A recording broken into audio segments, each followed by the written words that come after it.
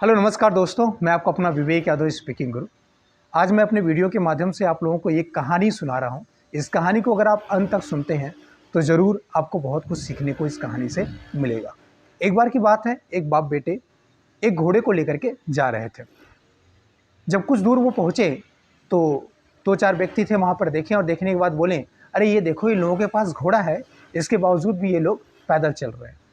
ये सुन करके बाप बेटे से कहता है, बेटा एक काम करो, तुम घोड़े पे बैठ जाओ।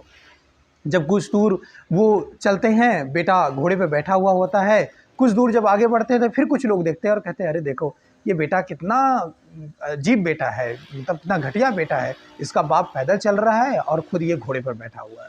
ये सुन करके बेटे को बड़ा अजीब लगा। बेटा घोड़े से उतरा और अपने पापा से बोला, पापा आप घोड़े पे बैठ जाओ, मैं पैदल चलता हूँ।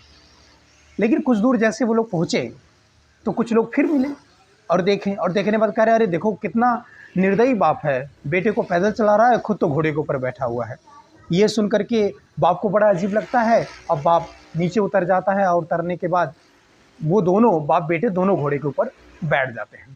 बाप बेटे घोड़े के ऊपर बैठ करके कुछ दूर पहुँचे ही थे, तब तक कुछ लोग फिर देखते हैं और कहते हैं, अरे देखो ये बाप बेटे कितने निर्दयी हैं, दोनों घोड़े के ऊपर बैठ गए हैं। ये सुनकर के बाप बेटे को बड़ा अजीब लगता है, फिर दोनों घोड़े से उतर जाते हैं। सेम प्रोसेस जब वो नीचे उतरते हैं तो फिर कुछ दूर पहुंचते हैं तो कुछ लोग देखते हैं और कहते हैं, ये देखो बाप बेटे घोड़े होते हुए पैदल जा रहे हैं, दोनों चाहे तो घोड़े के ऊपर बैठ जाए। तो मेरे दोस्तों, इस कहानी से क्या शिक्षा मिलती है? इस कहानी से यही शिक्षा मिलती है कि हम जो भी कर रहे हैं हमें अपने काम में ध्यान लगाना चाहिए। क्यों? क्योंकि कहने वाले कुछ भी कहते रहते हैं।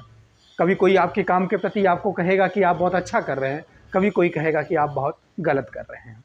मतलब ये ज़माना, अगर आप चाहें कि आपकी निंदा ना हो तो कभी ऐसा हो ही नहीं सकता। कोई न कोई आपकी निंदा ज़रूर करेगा, और अगर आपकी निंदा हो रही है तो इसका मतलब आप ज़माने में ज़रूर कुछ कर रहे हैं। Okay, thank you very much. अगर आपको मेरी इस कहानी से कुछ सीखने को मिला हो तो ये स्टोरी ज़रूर आप अपने दोस्तों तक शेयर करिएगा और कमेंट के माध्यम से बताइएगा कि आपको ये कहानी कैसी लगी। Thank you very much. Thanks a lot.